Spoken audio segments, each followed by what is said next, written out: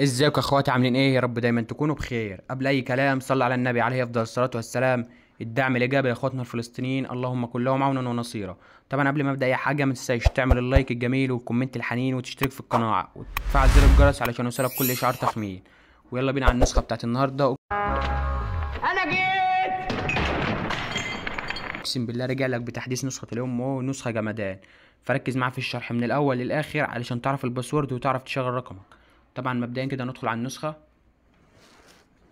طبعا النسخة بتفتح معانا بالواجهة الجامدة دي. عندك هنا طبعا المجموعات، التحديثات، المكالمات، المجتمعات. عندك هنا طبعا اللي هي الخلفيات اللي في الواجهة. عندك هنا طبعا أول خلفية. عندك هنا دي طبعا تاني خلفية. عندك دي طبعا مثلا تالت خلفية. عندك بقى اللي هي التلات شرط دول اللي هي اللوجو والتحديثات والخصوصية والكلام ده كله. عندك هنا التلات نقط دول اللي هي النقش والرمز السري والبصمة اللي هي إخفاء الشتات. عندك هنا طبعا ميزة إضافة أكتر من حساب. وعندك هنا اللي هو الوضع الطيران. وعندك هنا طبعا الوضع الليلي. طبعا النسخة في الوضع الليلي او الوضع الفاتح حاجة اقسم بالله طرش. فما تنساش بقى تقدر وتكتب كومنت كده زي الناس اللي في قلبك. اقسم بالله كلكم اللي بتكتب كومنتات على الفيديو اللي فات والفيديوهات اللي قبلها، اقسم بالله انا بشكركم من كل قلبي. عندك هنا طبعا وضع الشبح. عندك هنا طبعا ايقونة الحساب.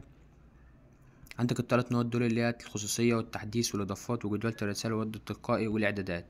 طبعا كده لو تعال دخلنا على الشات. طبعا دي اول خلفية، يعني حاجة اقسم بالله عظمة. عندك هنا طبعا دي تاني خلفية. عندك دي تالت خلفية. عندك اللي هي دي، عندك مثلا اللايك. وعندك هنا طبعا القلب. وعندك اللي هي هنا الواتساب. عندك بقى التلات نقط دول اللي هي البحث والتحديثات والرابط التواصل ورد فعل النقر المزدوج. عندك هنا النسخة بتغير صوتك عادي جدا في الشات. عندك مثلا تعالى ندخل على الإضافات وخد أول رقمين من الباسورد اللي هما يكونوا 70. أول رقمين من الباسورد هيكونوا 70 عشان الناس اللي بتسألنا على الباسورد ونحمل النسخة ازاي. وتابع معايا الشرح للآخر عشان أقولك تحمل النسخة ازاي. طبعا أول حاجة اللي هنا إضافة النسخة. عندك هنا قسم الجمدان. حذف جميع ضرر بتكة منشن في الجروبات، وضع علامة على الروابط المشبوهة، خلفيات فيديو في الشات، خلفيات فيديو في الواجهة، حرق أي نسخة بمكالمة، عرض أيقونة تحديد كل الرسائل، أعرف من رفعك أدمن، إعادة التوجيه، عرض القلوبات في الدردشة، إلغاء علامة المنشن، تقليل حجم النص 75%، مضاد الأعطال، مضاد انهيار النص، مضاد التأخير 1، مضاد التهنيج، مضاد التأخير 2. عندك هنا طبعا النص الفارغ.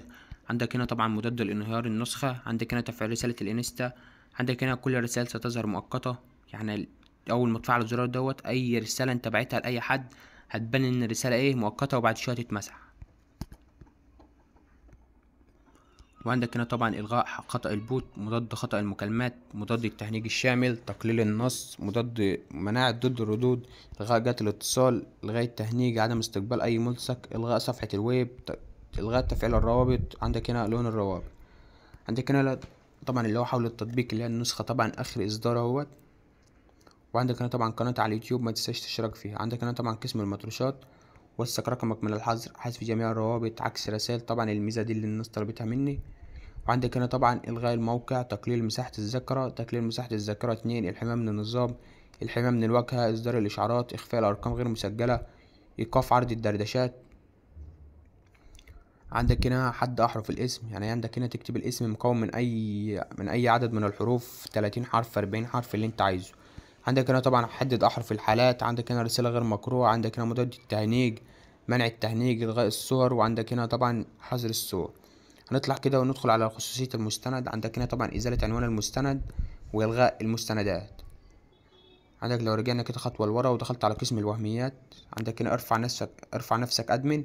عندك هنا تفكيك عدد الشتات، تزويد مشاهدة الأسطوري 1 و2 و3.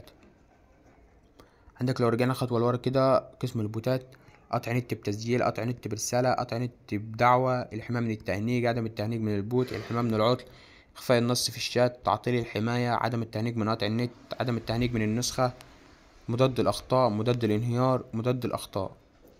عندك هنا طبعا اللي هو قسم الإعدادات، أنا معربتهوش بصراحة، يعني القسم دوت أنا معربتهوش وإن هو أصلا مفيهوش حاجات مهمة. طبعا عندك هنا طبعا تفكيك الريكورد. عندك هنا طبعا تفكيك الريكورد 1 و2 و3 و4 و5. وعندك هنا طبعا اللي هو النسخ الاحتياطي. عندك كده لو رجعنا خطوة لورا، وعندك هنا الحماية والخصوصية. عندك هنا طبعا إخفاء آخر ظهور، تجاوز المشاهدة لمرة واحدة. عندك هنا طبعا إخفاء أن الرسالة محولة، إخفاء عدد رسائل المجموعة، إخفاء خيار الخصوصية. عندك هنا طبعا إخفاء القنوات، تفعيل ستايل الحالات الجديد، إخفاء مشاهدة الهستوري، منع حذف الحالات، إخفاء زر تحميل الحالات، منع حذف الرسائل ذاتية الاختفاء، إظهار الرسالة معدلة، منع حذف الرسائل، الحذف لدى الجميع، وكل طبعا الإضافات دي. عندك هنا طبعا السمات، عندك هنا طبعا إظهار زر تفعيل الوضع الليلي، وعندك هنا طبعا تحميل سيم وتطبيق سيم وإعادة حفظ السيم. عندك هنا طبعا الإعدادات العامة اللي هي الألوان والستايل. عندك هنا طبعا تقدر تختار اللي هو الوضع الأيفون اللي هو النيو 2023. عندك هنا تقدر طبعا تغير أيقونة التطبيق زي ما انت عايز. وعندك هنا طبعا تقدر تغير أيقونة الإشعارات وتحمل أي خط انت عايزه. كده إخفاء الوسائط من المعرض لو انت عايز تخفي أي وسائط. طبعا عندك هنا النسخ الاحتياطي، وعندك هنا طبعا اللي هي الإعدادات اللي هي اللغة وإعدادات خيار الترجمة وكل ده. عندك هنا مثلا اللي هي الإشعارات، الشاشة الرئيسية، البار العلوي والستايل والزر العام. وعندك هنا إخفاء الخط الفاصل بين المحادثات، إخفاء الأرقام الغير محفوظة.